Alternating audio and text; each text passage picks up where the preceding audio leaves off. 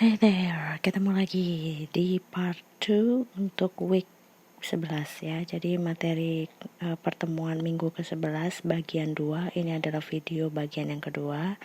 I hope you have watched the first video. Materi pembahasannya masih akan sama secara umum tentang reading comprehension, tapi ini adalah lanjutan dari materi dari video yang pertama.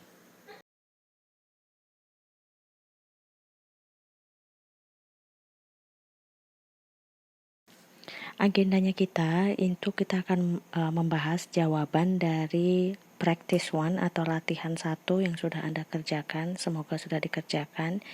Dan kita akan membahas satu unit tambahan, yaitu unit yang ketiga tentang guessing meaning from context. Jadi bagaimana caranya kalau misalnya kalian harus menemui kata-kata sulit gitu dalam bahasa Inggris, sementara kalian tidak punya akses untuk buka kamus.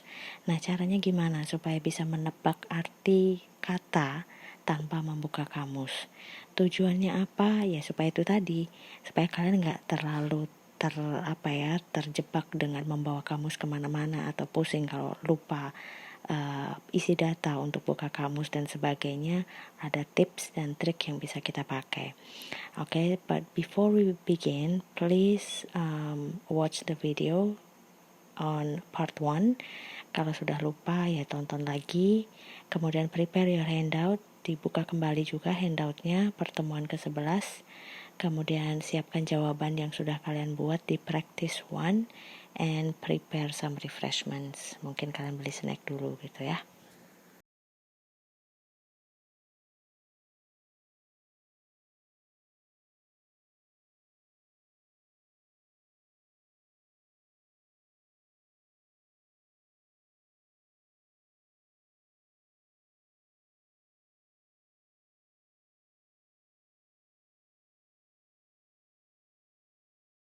Oke, jadi untuk praktis jawaban dari latihan soal yang sudah kalian buat itu ada di halaman 30-31 di handout. Silahkan dibuka dulu, siapkan jawabannya dulu. Apa yang harus kalian kerjakan di situ sebetulnya kalian diminta untuk menerapkan teknik yang sudah dipelajari, skimming, scanning, terutama skimming, scanning, dan intensive reading untuk menjawab 5 pertanyaan soal.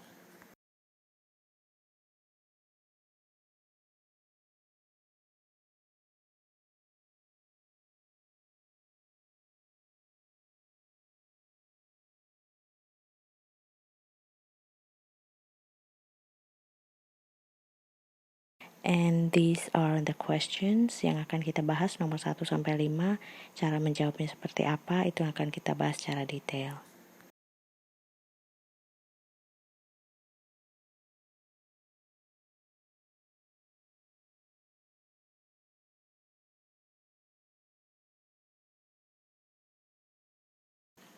Okay, question number 1. True or false? Ini adalah pertanyaan yang true or false, mengharuskan kalian untuk melihat pernyataan yang ada di dalam soal itu benar atau salah. Kalau dilihat dari bacaan. Pertanyaannya adalah pernyataannya adalah if the numerator of a fraction is smaller than denominator, the fraction is called a proper fraction. Cara menjawabnya gimana? Yang lalu kalian masih ingat di video yang pertama ya, kalau kalian dapat soal yang true atau false, coba pernyataan yang ada di soal ini kalian cari dulu di bacaan.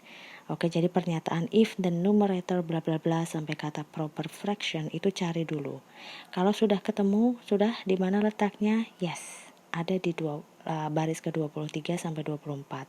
Sekarang bandingkan dua pernyataan itu. Pernyataan yang ada di soal dengan pernyataan yang ada di bacaan. Ini saya buatkan dalam bentuk tabel seperti ini. Yang ada di soal tabelnya di kolom berwarna agak-agak pink, dan pernyataan yang ada pada bacaan itu saya berikan di kolom berwarna biru. Coba kalian perhatikan dua kolom itu. Ada bedanya nggak di situ?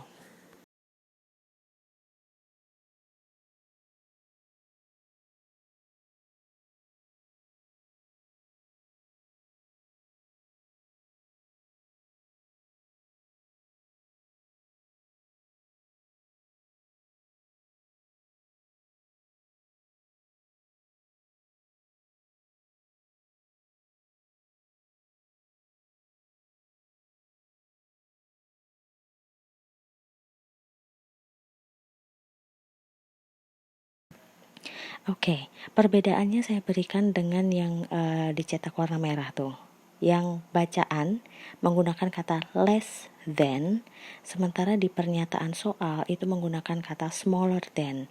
Seperti yang sudah kita bahas, jangan terburu-buru menentukan atau mengklaim bahwa pernyataannya salah, berarti jawabannya false.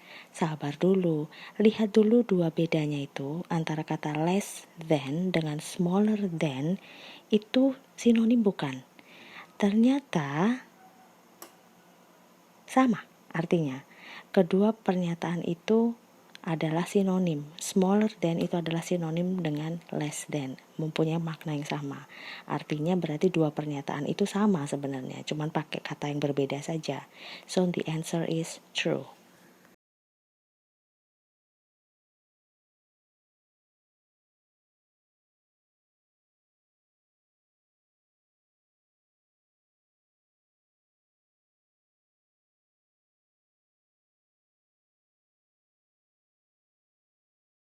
Soal nomor 2. What condition make proper fraction? Caranya seperti di video pertama kita sudah bahas, lihat dulu di kalimat tanya.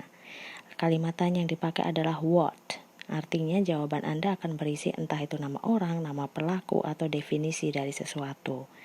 Tahap yang kedua, tentukan kata kunci. Ketika menentukan kata kunci, ingat juga catatan apa yang boleh dipakai sebagai kata kunci dan apa yang tidak boleh. Dan untuk kalimat pertanyaan ini saya memakai kata kunci proper fraction. Kemudian pakai teknik skimming dan scanning, temukan posisi kata proper fraction di bacaan.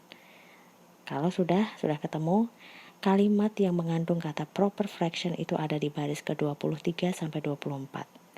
Nah, baca keseluruhan paragraf itu, di mana kalimat itu ada. Jadi baca semua kalimat yang ada di paragraf itu. Kemudian carilah yang mengindikasikan nama orang atau pelaku atau definisi dari sesuatu.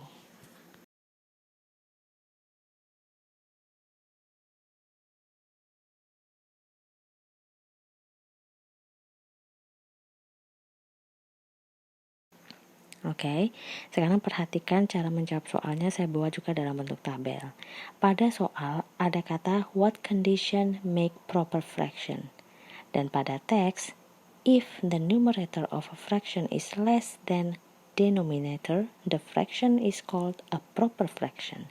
Nah, jadi kira-kira yang saya bikin warna merah itu kan saling melengkapi. Jadi, proper fraction di sini definisinya adalah yang dicetak berwarna merah pada kolom berwarna biru. Maka dialah jawabannya. If the numerator of a fraction is less than denominator, the fraction. Jadi itu adalah jawabannya.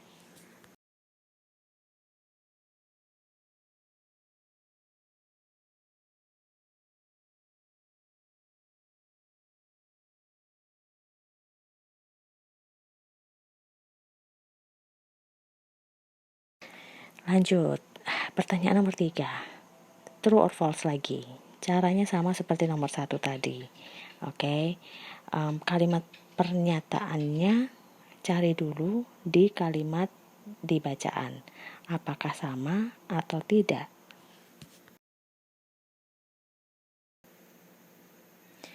Setelah kalian cari-cari ternyata kok nggak ada ya. Pernyataan itu nggak ada di bacaan. Ini juga sabar dulu. Apakah berarti ini false? Belum tentu. Lalu bagaimana caranya? Kita lihat dulu caranya seperti apa.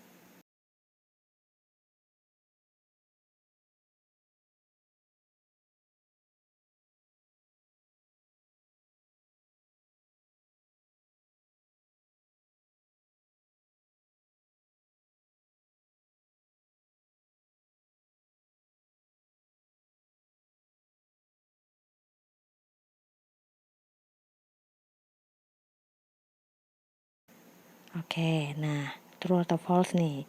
Kalau misalnya tidak ada, caranya sekali lagi cari sinonim. Kalau misalnya bukan sinonim kata, ya sinonim kalimat yang kira-kira memiliki pesan atau makna yang sama. Oke, coba cek deh di baris ke-26 sampai 27, kemudian bandingkan dengan kalimat pernyataan soal. Yang ada di kolom berwarna biru itu adalah kalimat yang ada di bacaan, dan yang berwarna pink, di kolom berwarna pink itu adalah kalimat pernyataan soal. Sama semuanya. Kata-kata berwarna hijau itu coba equal to or larger, equal to or larger dan equal to or smaller. Nah, ada kata equal to sama, tapi perhatikan kata larger dan smaller. Itu hati-hati, sama enggak? Coba buka kamus kalau misalnya nggak paham artinya atau lupa-lupa ingat, kemudian tentukan itu sama atau enggak sih, larger itu sama dengan smaller atau tidak.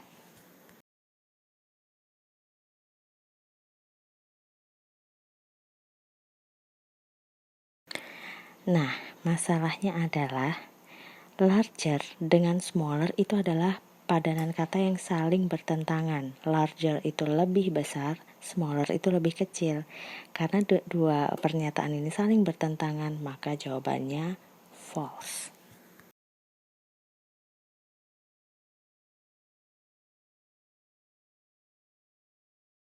Okay, number 4. Why a fraction must be demonstrated in its simplest form. Kita lihat kalimat tanya di sini yang dipakai adalah why. Mengapa? Berarti nanti jawabannya pasti adalah sebuah alasan yang bisa diawali dengan kata because atau mungkin yang artinya sama dengan kata because. Setelah itu tentukan kata kunci. Untuk kalimat tanya ini saya tentukan kata kuncinya demonstrated in its simplest form yang saya berikan warna biru itu. Kalau sudah menentukan kata kuncinya, coba cari kata kunci itu pakai teknik skimming dan scanning. Coba kalian cari itu kata kunci itu di bacaan, ada di teks. Posisinya di mana itu kata kunci? Sudah ketemu? Yes, kalimat itu ada di baris ke-32. Kalau sudah ketemu posisi letaknya, kemudian coba baca keseluruhan paragraf atau kalimat di sekeliling kata kunci itu yang kira-kira mengindikasikan sebuah sebab atau alasan.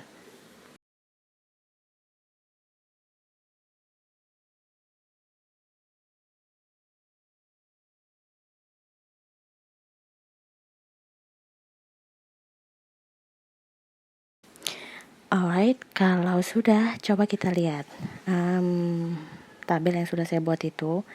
Pada soal kalimat tanyanya yang ada di soal itu saya buat di kolom berwarna pink, dan kolom biru itu adalah teks 2, kalimatnya seperti itu. Ada kata yang saya cetak berwarna merah, for a convenience and clarity. For itu artinya dalam bahasa Inggris juga bisa diartikan sebagai because. For itu artinya mirip atau hampir sama seperti because, karena. Oke, jadi itulah jawabannya.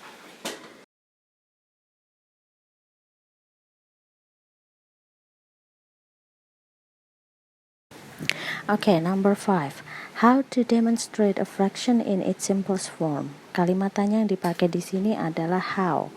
Artinya jawabannya adalah sebuah cara. Oke, nah karena dia sebuah cara berarti nanti kalian harus cari jawaban yang mengindikasikan cara melakukan sesuatu seperti apa.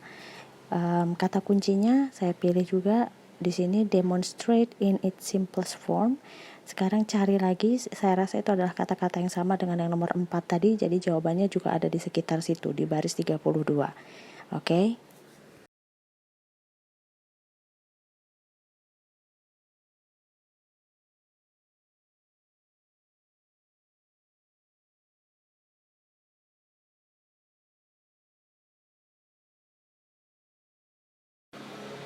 Sekarang perhatikan keseluruhan paragraf yang mengandung kalimat itu tadi, yang mengandung kalimat kata kunci di baris 32 sampai 34.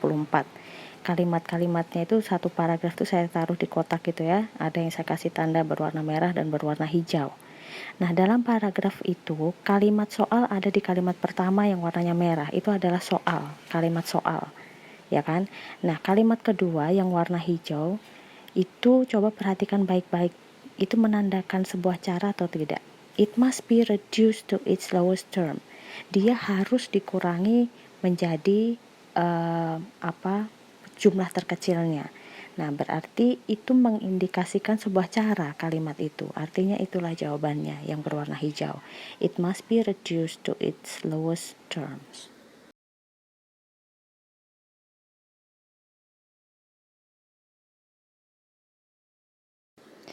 Oke, jadi ini adalah pembahasan terakhir untuk pertemuan ke-11, Unit 3, Guessing Meaning from the Context. Jadi ini di sini kita akan belajar caranya bagaimana untuk kita menebak atau menerka arti sebuah kata menggunakan konteks kalimat, bukan pakai kamus. Oke.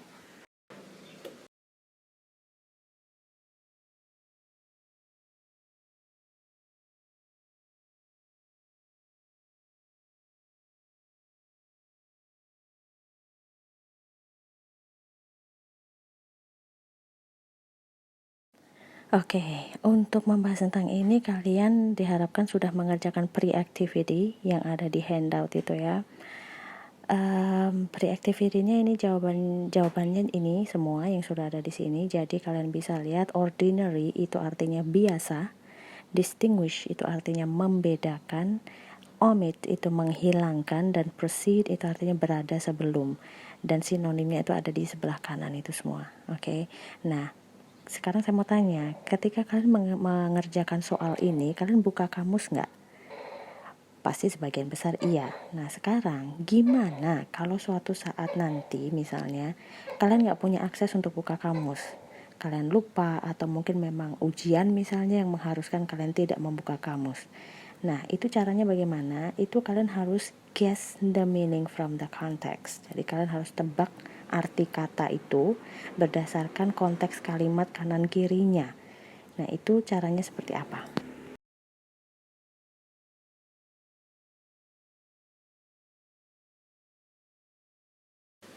Oke, jadi kalau kita membaca teks bahasa Inggris itu memang kita seringkali terjebak pada situasi kita akan langsung mengandalkan kamus.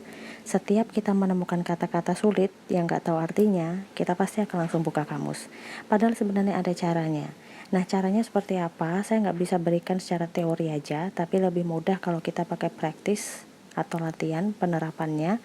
Jadi please do practice 2. Saya harap kalian sudah kerja practice 2. Cari arti kata kompleks dan pupils yang ada di practice 2 dan kita akan bahas jawabannya, cara mencarinya seperti apa.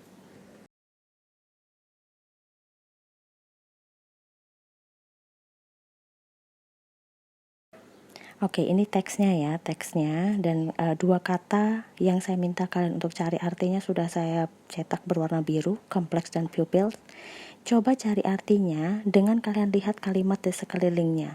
Di mana kalimat kata itu berada di kalimat mana, di paragraf mana, kalian baca keseluruhan konteksnya dan coba tebak artinya apa itu kompleks dan apa arti pupils.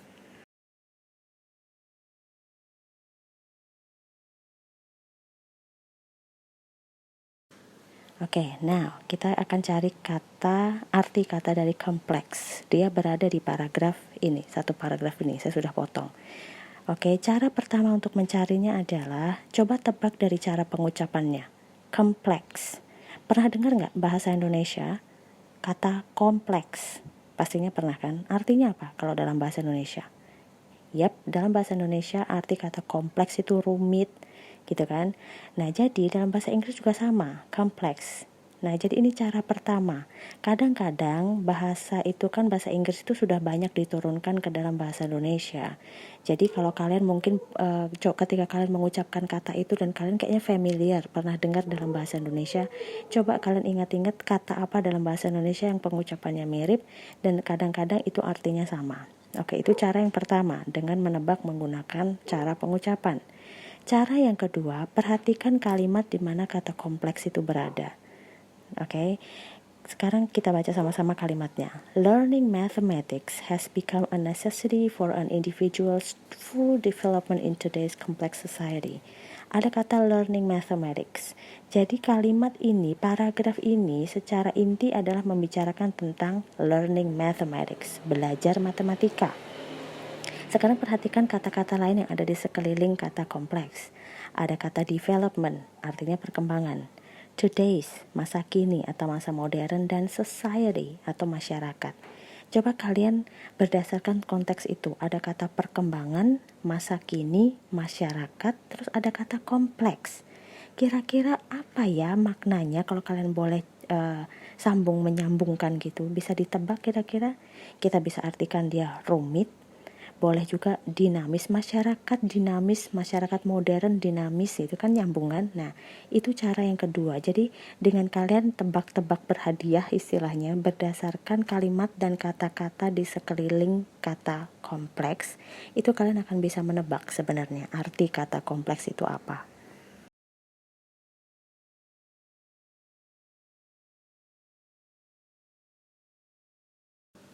Sekarang yang pupils.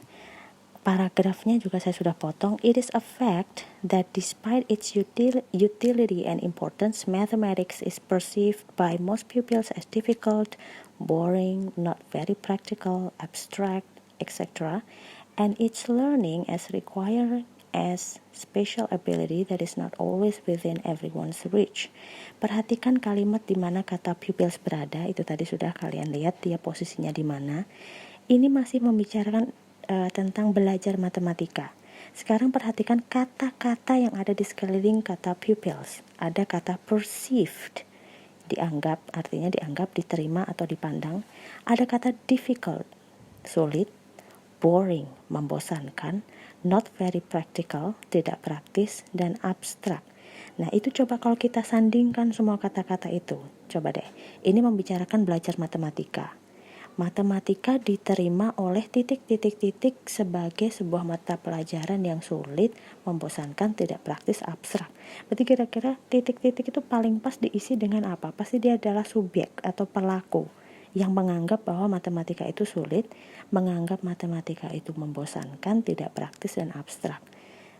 Most likely jawabannya adalah siswa.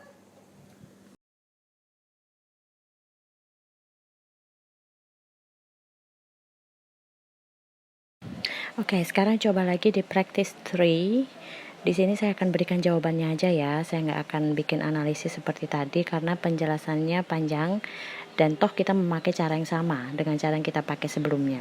Jadi coba kerjakan saja practice 3, usahakan dulu tanpa kamus. Kalau sudah, nanti kalian cek saja jawabannya di slide-slide selanjutnya, oke?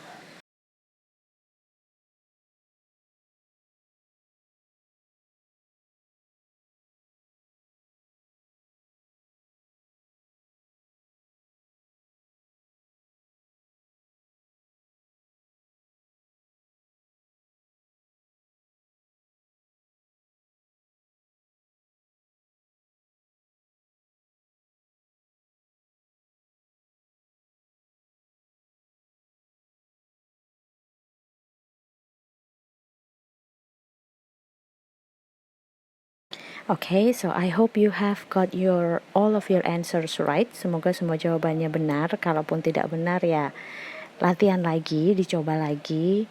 Kemudian sekarang yang harus kalian lakukan adalah kerjakan task 6. Jadi ada tugas yang harus kalian kerjakan yaitu tugas 6. Lihat di blog saya, nanti akan saya share di WA. Instruksinya apa yang harus kalian kerjakan, itu semuanya sudah ada di situ. Kalian kerjakan saja. And then if you have any questions, feel free to shoot me any emails, WA atau SMS untuk tanya-tanya kalau misalnya ada yang belum jelas juga. Okay, so yeah, I think this is the end of part 2 of week 11 dan pertemuan 11 juga saya akhiri sampai di sini. I will see you again on the next videos untuk week 12 dan juga sampai seterusnya sampai berakhir nanti. Stay safe, stay positive, stay healthy, and I'll see you again. Bye-bye.